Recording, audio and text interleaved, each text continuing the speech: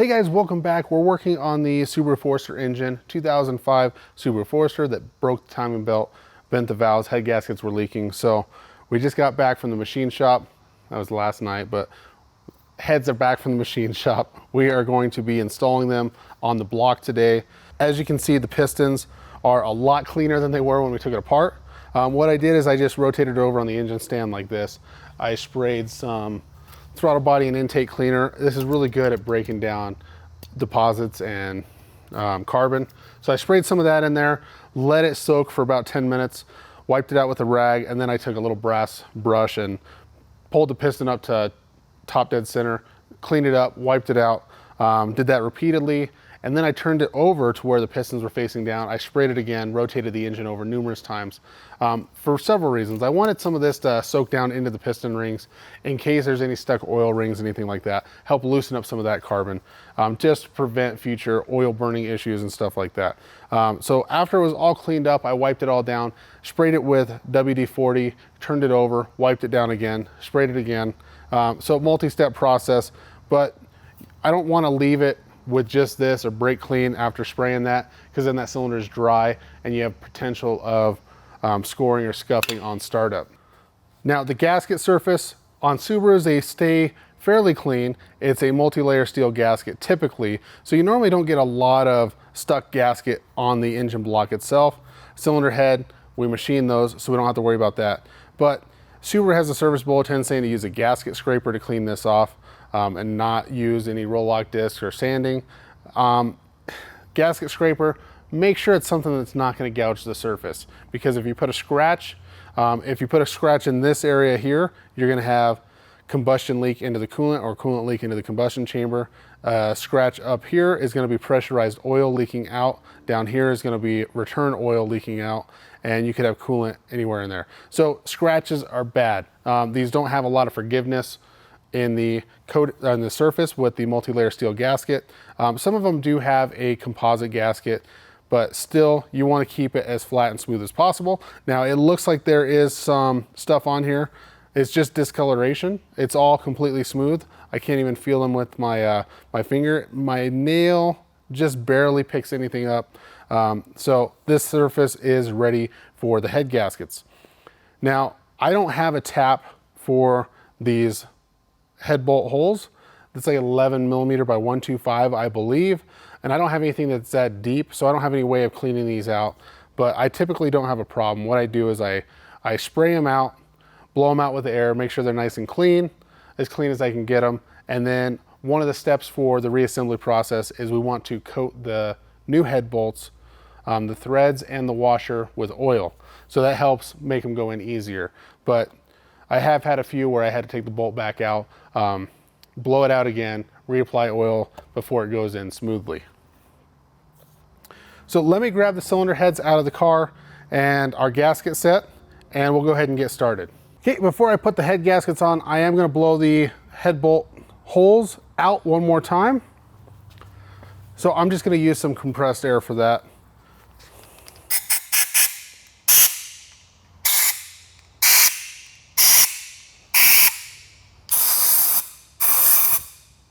Make sure no dust or anything has settled inside of here while the engine's been rotated on its side.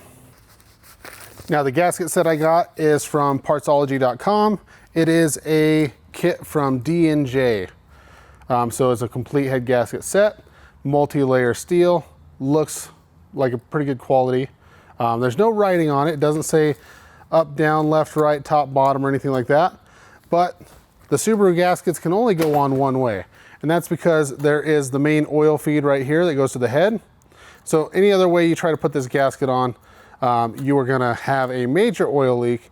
You can see, this oil passage in the gasket is not lined up with anything, and that passage right there would dump oil all over the place. So make sure your gasket is as so. And then we're not gonna coat this in oil. We're not gonna spray any sealant on it. These go on dry according to the information in the service manual.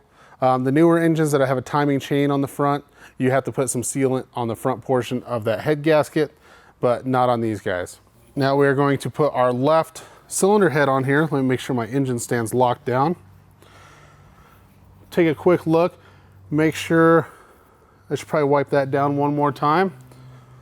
A little bit of dust has settled on it. This is one nice thing about working in a machine shop with a clean room. You have a lot less dust issues, but here in an automotive shop, we have a little more dust that we have to be aware of. Okay, so that head is sitting on the 2 dowel pins. It shouldn't go anywhere. Now we are going to prepare our new head bolts. Now, if you're using factory style head bolts, they normally have black paint on the 2 center bolts, and the washer is a little bit, I think it's a little bit bigger on the center bolts than the outside ones. Most of the aftermarket kits use the same head bolt for all positions. We have a set of D&J head bolts.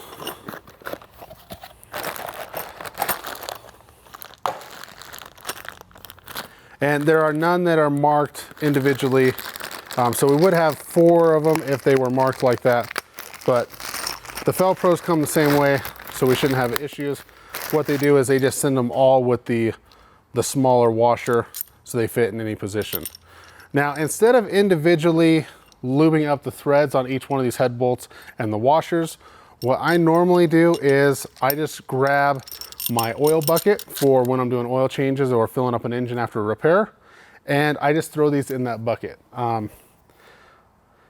It coats them, I flip them over, coats the other side of them, and then I just leave them in there, and then as I'm working, I take them out, shake off the excess oil, and drop them in place.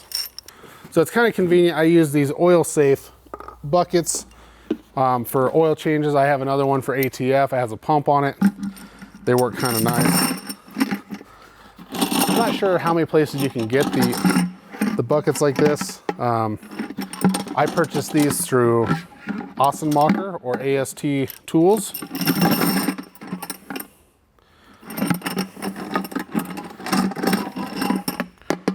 Okay, so we don't want the bolt flooded with oil. So shake off the excess, drop it in place.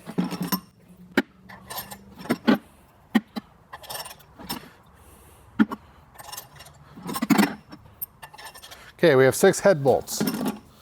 Now wipe all the oil off my hand, and I'm going to grab my 14mm 1/2-inch drive socket and a torque wrench, and we will go through the torque sequence required on Subarus. Now there are a lot of steps, and they change throughout the years, so if you're watching this video building an engine yourself, don't use this as a guarantee that the specs are going to be correct for your particular motor. This one fits normally a pretty good wide range, but they get updated over time, so check your specs before going through the process. I believe this one's a EJ253, so if you're looking for that particular engine code, I believe that's what my timing cover said. Now I am going to run them in with my drill. It's not an impacting one. I don't want the impacting just in case there's some binding. I want to be able to feel it.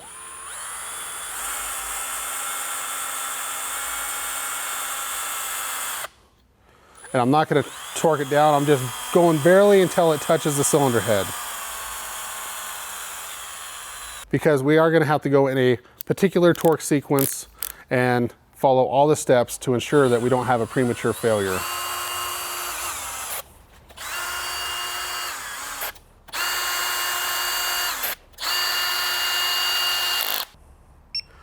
So the first torque that we're doing is just an initial torque to pre-squish the head gasket. I know it seems weird, but we're going to do this in 2 stages. Starting from the center, we're going to work our way out. So A, B, C, D, E, F. First step is 22 foot-pounds.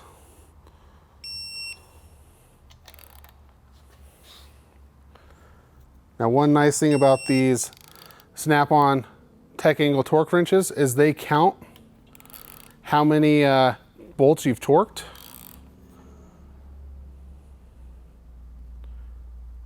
So if for some reason I lost track of where I was at, I could look at the torque wrench, and if it says I've done 4 of them, then I can go 1, 2, 3, 4 and find my spot. But You're probably better off if you take an ink pen and you mark them. I don't mark them on this initial torque. I only mark them once I get to the 90-degree increments. Okay, so 22 foot-pounds, that is our first step. Next step is 51. I'm not sure if this torque wrench will do that. I think it will, but yep.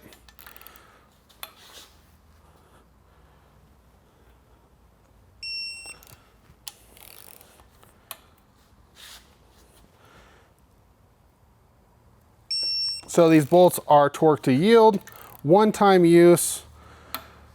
Supposedly, that's all you're supposed to use them. You don't want to have a premature failure or a bolt breaking while torquing them. I'm not saying a bolt can't break on a brand new set. Had it done to me in the past. I've had Felpro ones that the threads were so rough that they wouldn't even go into the block. And I've had one break before. Okay, so 22 foot-pounds in sequence, 51 foot-pounds in sequence. And now we get to undo all the work we just did. The next step is to back the bolts off in reverse sequence. So this was the last one we did. That's where we're gonna start. We're gonna go 180 degrees.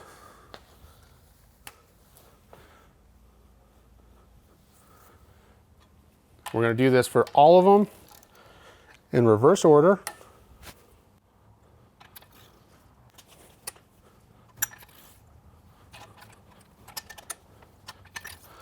And this is evenly untorquing it. And now we get to do it all over once again, another 180 degrees. I know it seems silly, but that is the way the manual is written. So there must be a reason, correct? So at this point, we have no torque on any of the bolts. The head gasket has been pre-squished, and we are going to start on our final sequence. Now, this is typically where the service manual differs between years. Sometimes they'll have two different torque specs for your initial torque before you start doing your angle torquing. But this one has me torquing all of them in sequence to 31 foot-pounds.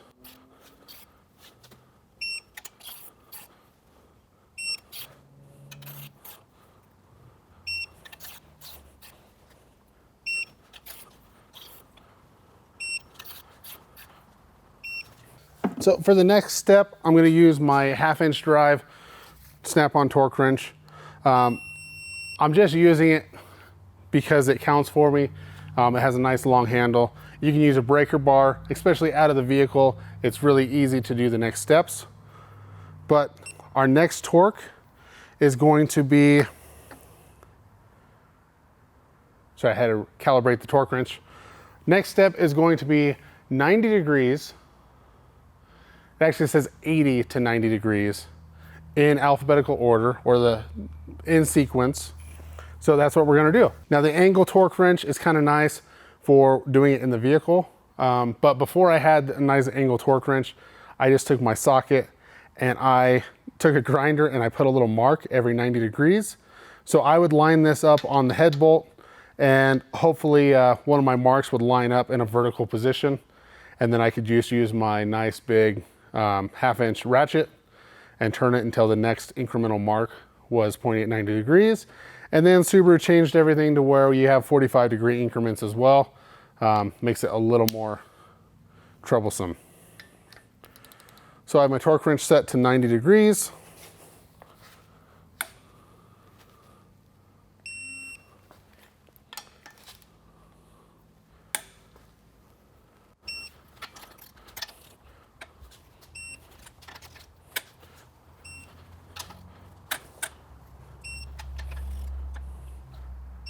So if I was marking them, I would mark each one with a vertical line after each step. The next step is going to be 45 degrees. So this one's a little harder to just guess at the increment, but since it's halfway between 90 degrees, it shouldn't be too bad. So 1, 2,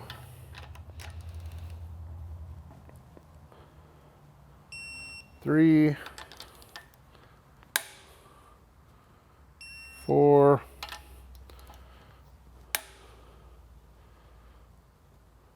5, and 6. Just when you thought we were done, we get to do it all over again. 45 degrees more on each bolt.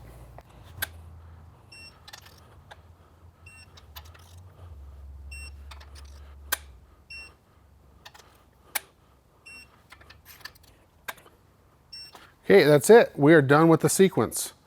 Now, because this tells me what the torque was when I completed the angle, it's kind of nice to compare it across the bolts. The lowest one was about 72 and the highest one just said 87. So they do fluctuate a little bit, and I've had that even with the factory bolts. They just kind of change depending on how much drag is in the threads. But that's why that initial torque is a lot lower, and then you add the angle on, which is the stretch portion of the bolt. Okay, the next step would be either putting the other head on or me putting the rocker arm assembly on here. Since I already have this end up, I'll go ahead and do this rocker arm assembly, and then I'll go over and do the other side. You guys don't need to watch me do the other side. But before we put that rocker shaft assembly on here, we want to do a couple of things. We want to make sure that our crank timing mark is at the proper time. It's not at TDC because Subaru has you, when the mark lines up on the crank gear or the timing sprocket, it's not at TDC. The pistons are halfway through their travel, and that is so that you can install the rocker arms, you can turn the camshaft to line up your timing marks, and the valves are not gonna hit the pistons. It's kind of like an extra safety measure to prevent damage during assembly. So we're gonna make sure that we are lined up on that, which I line it up ahead of time, but I'll take a quick picture of that mark for you guys, put it up on the screen, make sure that your crank is at that mark. Now your crank sprocket may look a little different than mine. Mine has teeth all the way around it, and then actually I guess 3 missing teeth. Some Subarus only have like 10 teeth on them total. So if you're getting a used engine for your vehicle, make sure you have the proper crank sprocket.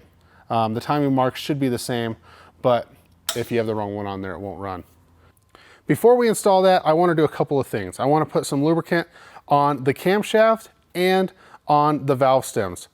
That way we don't start this thing up and have a dry spot somewhere and cause pouring on the camshaft or mess up one of our valves. So I have some engine assembly lube and some motor oil mixed together. Just gonna put a little bit on the camshaft, go along each valve.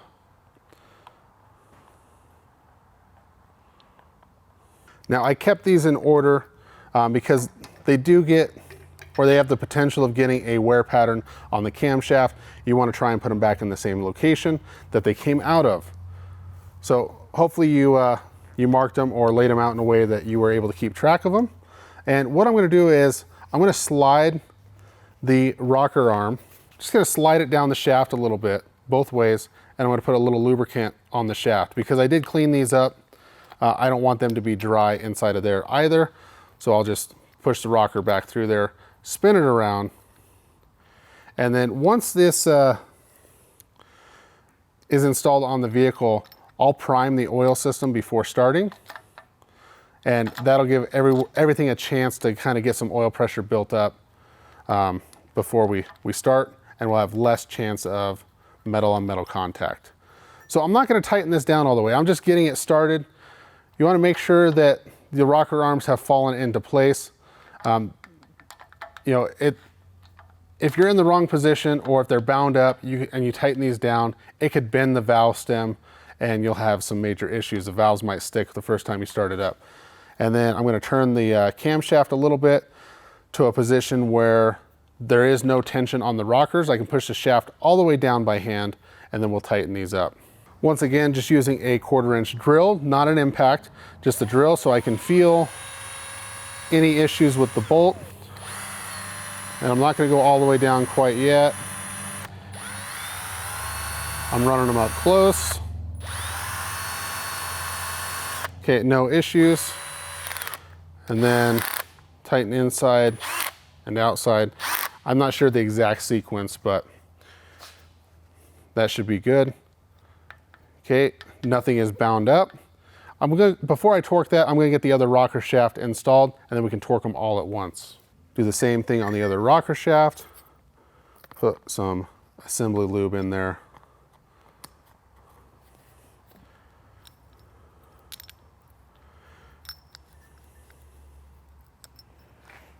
And this side is a little trickier, the intake side, especially if it's a 2006 or newer. But until I have another one of those in the shop, I won't cover the procedure on those quite yet. But get it in place, get it close, and then you have to squeeze the rockers in. They have a little wave washer or a spring washer in there that pushes the rockers out off of the shaft. But you have to squeeze them in to get them to drop into the head. Okay, everything feels good. I'll go ahead and tighten them down the rest of the way.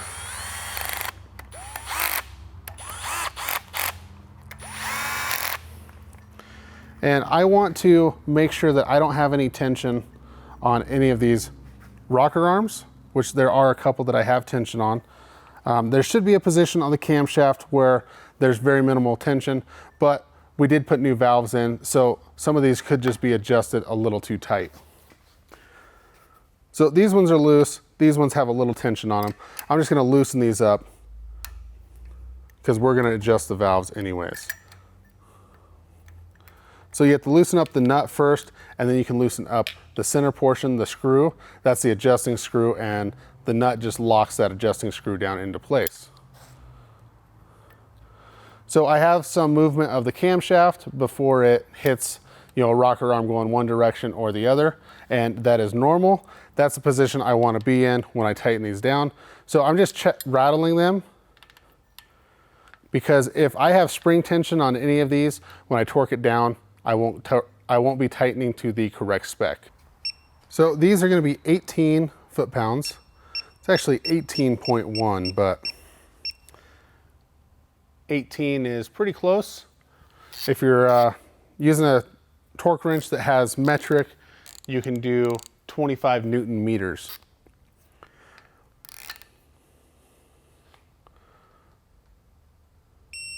So the torque sequence on this actually has you alternate between shafts in a crisscrossing pattern, inside to outside. I'm not actually gonna look at the sequence. I'll just keep going with that pattern. Everything will be fine. Okay. So we will adjust the valves later on once I have the timing belt on and we can ensure that we're at the correct engine position for adjustment. So now I'm going to go ahead and flip the motor over, put the other cylinder head on, torque it down, put my rocker arms on, and I think we'll wrap this video up. In the next video, we will install the timing belt components, all that stuff, and then we may just do a separate video on adjusting the valves, because I'm sure that there's people out there that want to know just that one particular procedure. If you want to be informed of when the next step of this comes out, make sure you subscribe, click the bell. Thanks for watching, and I'll see you next time.